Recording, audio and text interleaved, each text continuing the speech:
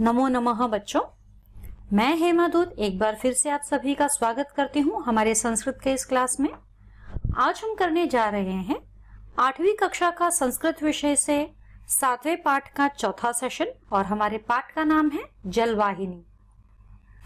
जलवाहिनी अर्थात पनिहारिन, पनिहारिन जो कुएं से पानी भरकर लेकर आती है, अपने घर की ओर जाती है। इस प्रोफेसर रामचरण शर्मा द्वारा लिखे गए उन्होंने अनुवाद किया था, भोजपुरी लोकगीत है, उन्होंने अनुवाद किया था। प्रोफेसर रामचरण शर्मा द्वारा किया गया अनुवाद यह जलवाहिनी के मन में यानी जल भरकर लाने वाली महिला के मन में कितने विचार चलते रहते हैं उस पर यह कविता या संगीत या गीत लिखा है।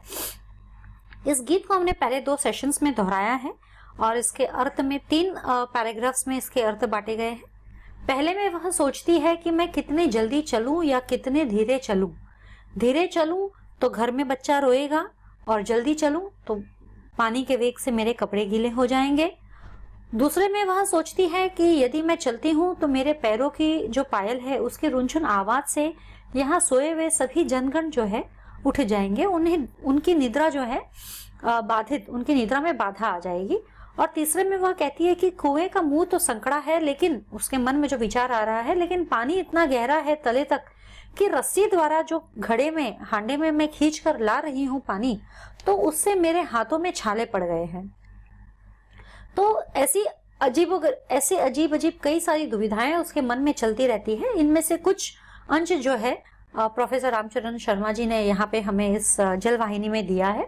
हम आगे बढ़ते हैं इसके एक्सरसाइजेस की तरफ, क्योंकि पिछले सेशन में हमने इसके 3 एक्सरसाइजेस किए थे और इस सेशन में हम बाकी के जो बचे हुए 3 एक्सरसाइजेस हैं हम वो करेंगे इसके अंदर। तो चलिए बढ़ते हैं हमारे एक्सरसाइजेस की तरफ।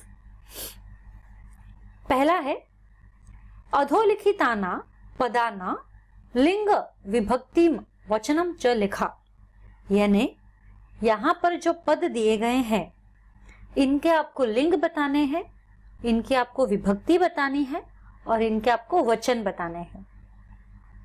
तो लिंग से, शब्द से आप लिंग और वचन बता सकते हो। विभक्ति के लिए मैं आपको एक एक विभक्ति का बता दूंगी किसमें क्या आता है, और इसीलिए वो है विभक्ति वाला हमारा जो ग्रामर का चैप्टर होगा उसमें आपको और अधिक इसकी जानकारी आएगी।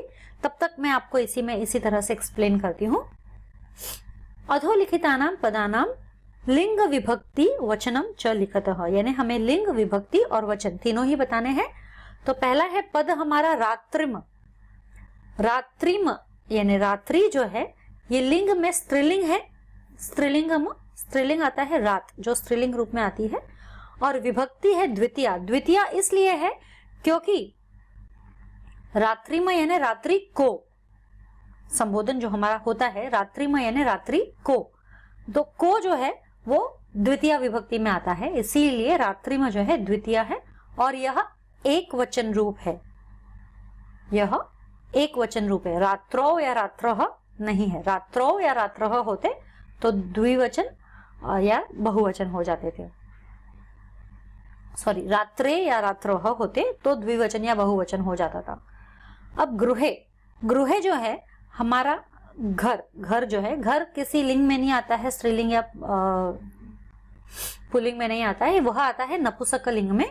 और नपुंसकलिंग में ये हमारा सप्तमी है। सप्तमी में आते हैं विभक्ति में या पर।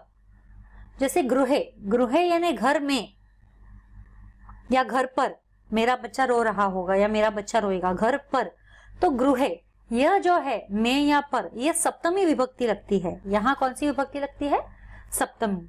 तो यह है नपुंसकलिंग और यह है सप्तमी विभक्ति। और गृहे यानी एक ही घर की बात हो रही है, इसलिए यह है एक वचन। सर्वान, सर्वान यह है देखो, सर्वान सभी को, द्वितीय है ना, को, सभी को, सर्वान सभी को, तो पुल्लिंग शब्द है सर्वान। सर्व यानी जो पुल्लिंग शब्द आता है, द्वितीय विभक्ति है को और बहुवचन रूप है। सर्वान है ना, सबके लिए यूज कर रहे हैं तो बहुवचन रूप हो रहा है। आवाम युवाम होते हैं तो वो अलग चीज हो जाती है। अब दूसरा पद है हमारा रजवा। रजवा यानी रस्सी। रस्सी ये आ वर्ण में अंत हो रहा है, स्त्रीलिंग रूप है। और रस्सी से या रस्सी के द्वारा किसी चीज से हम खींचते हैं तो उसे हम कहते हैं तृतीया विभक्ति, रज्वा। यह हमारा आ जाता है तृतीया विभक्ति, और क्योंकि यह एक ही है, एक वचनम, ये है एक वचन में आ रहे हैं। वैगेह, वैगेह हमारा वापस है वैगेह यानी वेग के द्वारा, वेग के द्वारा, इसलिए यह भी तृतीया विभक्ति है, पुल्लिंग शब्द है। वेग को हम पुल्लिंग मानते हैं वैगेह, और ये बहुवचन है। कोलाहला, कोलाहला ये कोलाहल के लिए ही है, बहुवचन रूप में है, प्रथमा विभक्ति। इसमें इसके साथ कुछ भी नहीं विभक्ति लगी हुई है अलग से, इसीलिए ये प्रथमा विभक्ति है। जो कोलाहल हम कहते हैं, कोलाहला यानी कोलाहल ने ऐसा, तो यह हो गया हमारा पुल्लिंग शब्द, प्रथमा विभक्ति है और बहुवचन रूप है।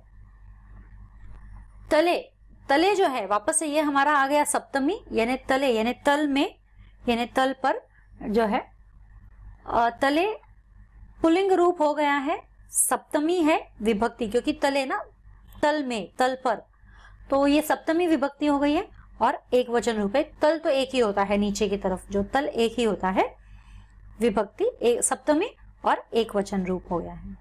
तो यहाँ पे रजवा जो है स्त्रीलिंग, लिंग स्त्रीलिंग है, विभक्ति तृतीया, वचन एक वचन। वैगेह लिंग में पुल्लिंग, विभक्ति तृतीया, वचन बहुवचन। कोलाहला, कोलाहलाह लिंग में पुल्लिंग, विभक्ति प्रथमा और वचनम बहुवचनम। तले में पुल्लिंगम, पुल्लिंगम और विभक्ति जो है सप्तमी हो गई हमारी, और वचन में जो है एक वचन हो गया है।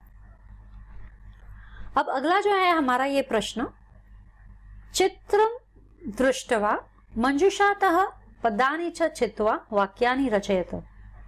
अब यहाँ हमें एक चित्र दिखाई दे रहा है, ये हमें लग रहा है हॉस्पिटल जैसा कुछ दिख रहा है, प्लस का साइन यहाँ पर है, ऐसा एक इस तरह का ऐसा साइन है। इसका मतलब है ये कोई हॉस्पिटल, डॉक्टर, जैसे एम्बुलेंस पे भी आप देखोगे तो प्लस का साइन ऐसा रहता है। यहाँ पे हमें दिखाई दे रहा है कि डॉक्टर का क्लिनिक दिख रहा है, कुछ पेशेंट्स यहाँ बैठे हैं बाहर, और अंदर अपने कैबिन में डॉक्टर जो है इलाज कर रही है, असिस्टेंट डॉक्टर भी है यहाँ पे, इंजेक्शन देती हुई हमें दिख रही है या कुछ ऐसा दिखाई दे रहा है। एक पेशेंट सोया हुआ है बेड पे और डॉक्टर जो है इलाज कर रहे हैं। तो लेट्स सी, अभी आगे बढ़ते हैं कैसे, क्या मंजूषात में यानी ब्रैकेट्स में हमारे क्या वर्ड्स दिए गए हैं।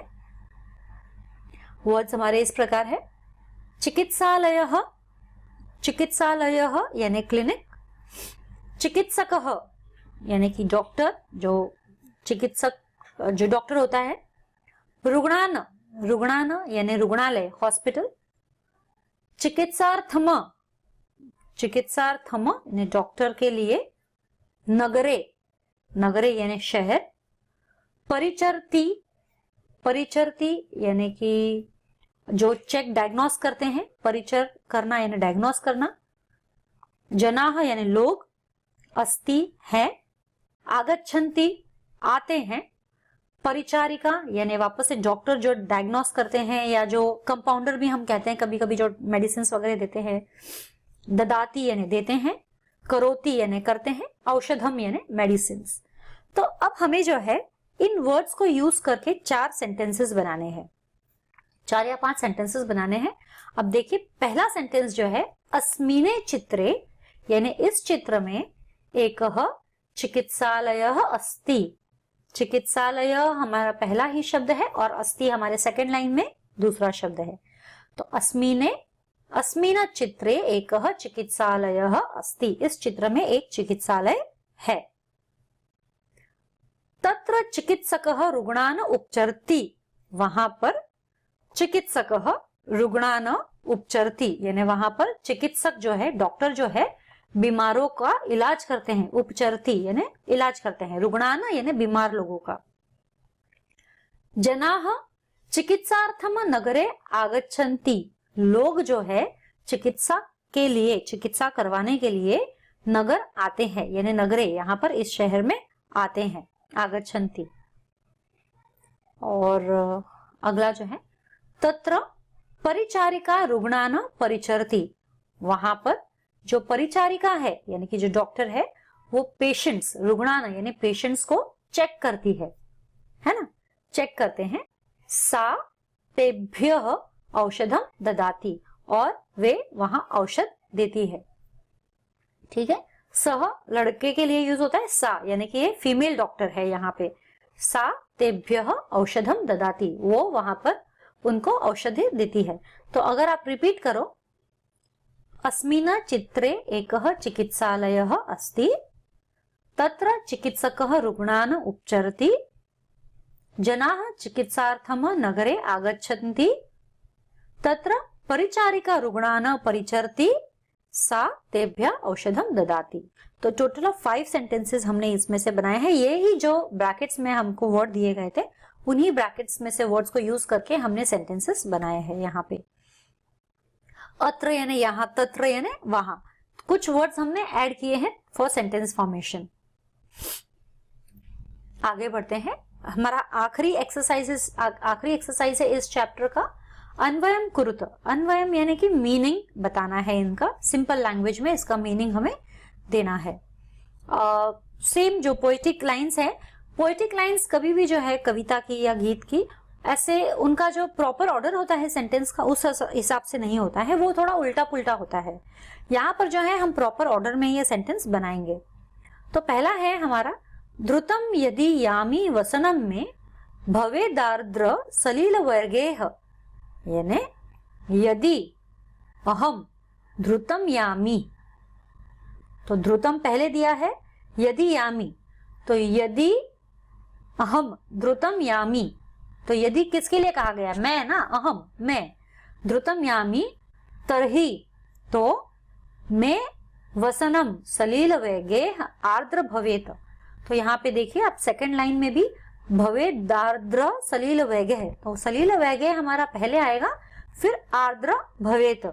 तो पोएट्रीज में जो है कभी भी सेंटेंसेस का फॉर्मेशन इन्वर्शन में रहता है, मतलब उल्टा रहता है। तो इसको हमको अन्वय कुरुतो यानी कि इनको प्रॉपर ऑर्डर में हमको सेंटेंस डालना है।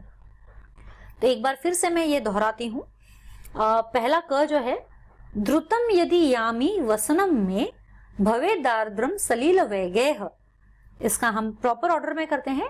यदि अहम ध्रुत यामी तरही में वसनम सलील वेगेह आर्द्र भवेत। ये हमने पहली बार एक्सरसाइज यहाँ पे की। ये एक्सरसाइज जो है अन्वय कुरुत, ये पहली बार हमने किया है पूरे 8th स्टैंडर्ड या 6th या 7th स्टैंडर्ड में से भी पहली बार ये एक्सरसाइज हमें हुई है। तो ये इंग्लिश लैंग्वेज में तो मोस्टली होती ही है कि सही order, right the correct order of the poetry, तो अकॉर्डिंग टू प्रोज प्रॉपर्टी। तो ये उसी हिसाब से हमने यहाँ पे किया है। दूसरा जो है क्वेश्चन, कृशंत्या में घटम रज्वा करे प्यासते महास्फोटः, इसको भी हमें प्रॉपर ऑर्डर में डालना है।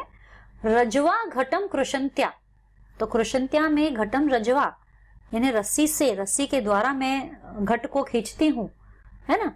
रज्वा घटम कृशंत्या में करे महास्फोटः अपि आस्ते, तो वह रस्सी द्वारा जब मैं घट को खींचती हूँ तो मेरे हाथों में महास्फोट आ जाते हैं, यानी छाले आ जाते हैं। तो करे प्यासते महास्फोटः, तो मैं करे महास्फोटः अपि आस्ते, है ना। तो इस तरह से हमने अन्वय कर दिया है, इसका प्रॉपर ऑर्डर में डाल दिया है। अब आगे बढ़ते हैं। So what did we learn today बच्चों, आज हमने क्या सीखा। आज हमने रेगुलर एक्सरसाइजेस के अलावा एक पिक्चर का काम किया। एक पिक्चर के द्वारा जो ब्रैकेट्स में वर्ड दिए गए थे उनसे हमने 5 सेंटेंसेस फॉर्म किए हैं। उसके अलावा हमने अन्वय कुरुत, ये जो नया चीज है, नई एक्सरसाइज है, वो हमने इसके अंदर ऐड की है। मतलब ये हमारे टेक्सचुअल एक्सरसाइजेस का ही पार्ट है। और उसके अंदर हमें सिर्फ जो है यही करना था कि पोइट्री ऑर्डर में जो सेंटेंस दिया गया है उसको हमें प्रोज ऑर्डर में कन्वर्ट करना था। पोइट्री यानी कविता, प्रोज यानी चैप्टर, लेसन, पाठ। तो पाठ में जिस तरह से वाक्य दिए गए हैं उस तरीके से वाक्य बनाने थे। तो इसके साथ ही हमारे इस सेशन के साथ ही ये चैप्टर भी खत्म हो जाता है। मैं आशा करती हूँ आपने इसका आनंद उठाया होगा, लुत्फ उठाया होगा और समझ में भी आया होगा। तो यहाँ पर मैं अभी समाप्त करती हूँ, फिर मिलेंगे अगले सेशंस में। तब तक के लिए धन्यवाद।